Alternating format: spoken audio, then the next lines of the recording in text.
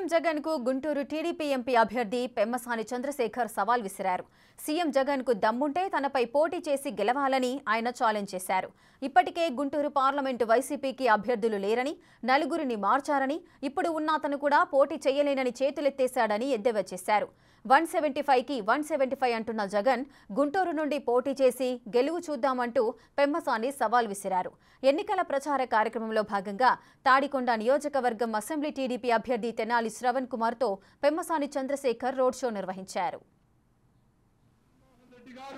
ఎట్టి పరిస్థితుల్లోనైనా సరే ఈసారి గెలిచి చంద్రబాబు నాయుడు గారికి వయసు అయిపోతుంది, తెలుగుదేశం పార్టీని ఏదో చేద్దామని కలలు అన్నారు.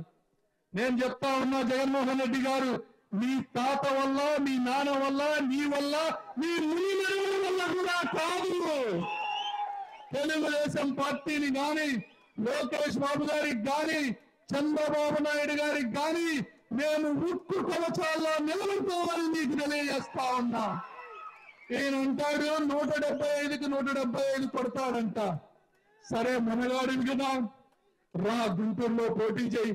ఎందుకు ఒకనో ఇతను నలుగురిని మార్చావు కదా, నాలుగో వాడు కూడా నేను వెళ్ళిపోతాను అంటున్నాడు కదా, నీకు క్యాండిడేట్ లేరు కదా, రాజువే పోటీ చేయి. నేను సిద్ధం, నీకు తగిలితే ఇక్కడ పోటీ చేయి.